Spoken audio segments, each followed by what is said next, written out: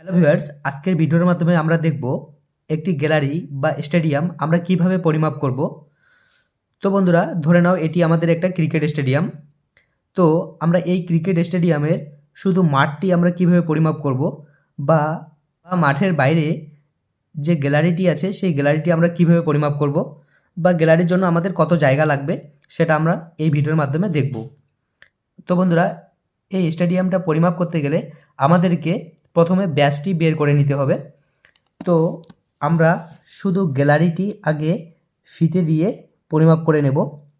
ধরে নাও এখান থেকে এখান পর্যন্ত আমরা ফিতে দিয়ে মেপে পেলাম 26 মিটার। এরপর আমরা মাঠটি ফিতে দিয়ে পরিমাপ করে নেব। তো আমরা ফিতে দিয়ে পরিমাপ করে পেলাম 86 মিটার, আর এটা হচ্ছে আমাদের ব্যাস। আমরা এদিক দিয়েও গ্যালারিটির ব্যাসটি বের করব। তো এদিক 26 মিটার পেলাম।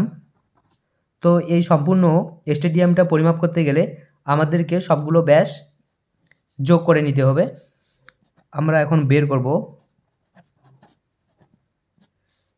গ্যালারি সহ ভিতের ব্যাস। তো আমরা পেয়েছি শুধু মাঠটির ব্যাসটি পেয়েছি 86 মিটার। এরপর আমরা গ্যালারির ব্যাসটি যোগ করব 26 মিটার, প্লাস এদিক দিয়েও আমরা 26 মিটার পেয়েছি। এরপর আমাদের যোগ করে আসবে 138 মিটার। এটি হলো আমাদের ব্যাস। এরপর আমরা এই স্টেডিয়ামের ব্যাসার্ধটা বের করব। তো গ্যালারি সহ বৃত্তের ব্যাসার্ধ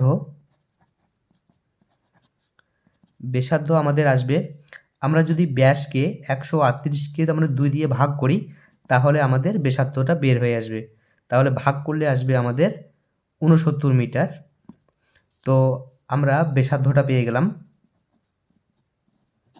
তো এরপর আমরা ক্ষেত্রফলটিকে বের করব। গ্যালারি সহ স্টেডিয়ামের ক্ষেত্রফল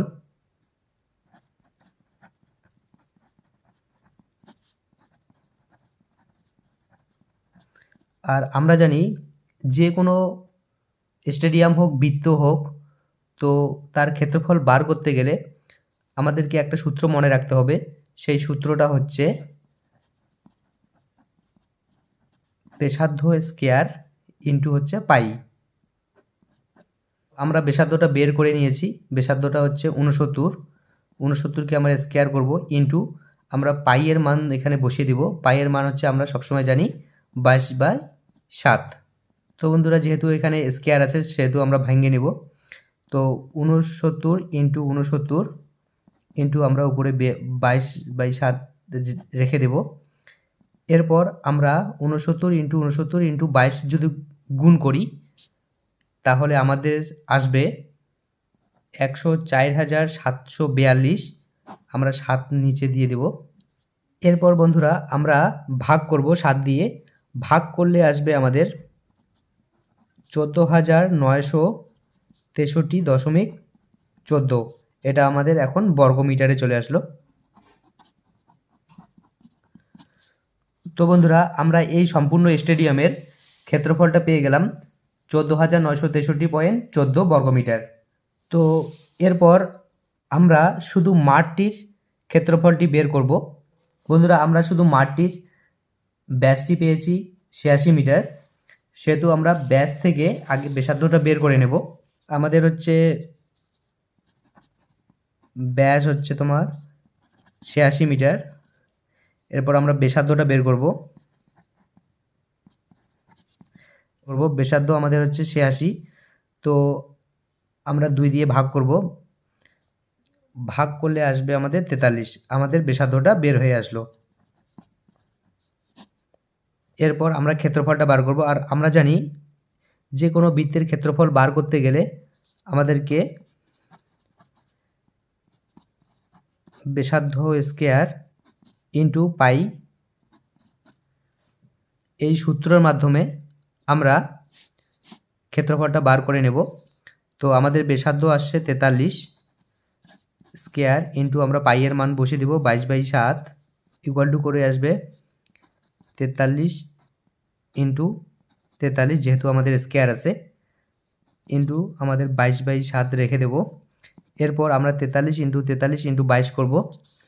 22 করলে আসবে আমাদের 40,678/7, ভাগ করলে আসবে আমাদের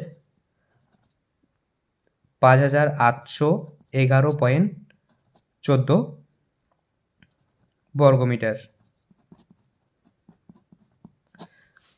তো বন্ধুরা, আপনারা লক্ষ্য করবেন যে আমরা প্রথমে এই সম্পূর্ণ স্টেডিয়ামের ক্ষেত্রফলটি বার করে নিয়েছি 14,963.14 বর্গমিটার।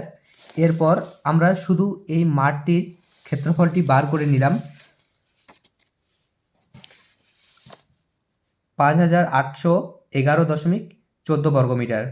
তো বন্ধুরা, এরপর আমরা দেখব যে আমাদের শুধু এই গ্যালারির জন্য কতটুক জায়গা থাকবে। সুতরাং আমরা এখন বার করব গ্যালারির জন্য জায়গা। তো আমাদের সম্পূর্ণ স্টেডিয়ামের ক্ষেত্রফলটা বার হয়েছে 14,963.14। এটা আমাদের সম্পূর্ণ ক্ষেত্রফলকে আমরা এখন মাঠটির যে ক্ষেত্রফল বার হয়ে আসলো 5,811.14, তো আমরা 5,811.14 মাইনাস করব। সম্পূর্ণ ক্ষেত্রফল থেকে শুধু মাঠটি ক্ষেত্রফলটিকে মাইনাস করলে আমাদের গ্যালারির জন্য যতটুকু জায়গা থাকবে ততটুকু জায়গা আমাদের বের হয়ে আসবে। তাহলে মাইনাস করে আসবে আমাদের 9,152 বর্গমিটার। তো আমরা এখন 9,152কে 40 দিয়ে ভাগ করব, কারণ আমরা জানি 40 মিটারে 1 শতক হয়, সেহেতু আমরা 40 দিয়ে ভাগ করব। ভাগ করলে আসবে আমাদের 228.8, আমাদের এটা শতকে বার হয়ে আসলো। তো বন্ধুরা, ভিডিওটি ভালো লেগে থাকলে অবশ্যই একটা লাইক করবেন, আর দেখা হচ্ছে নেক্সট কোনো ভিডিওতে।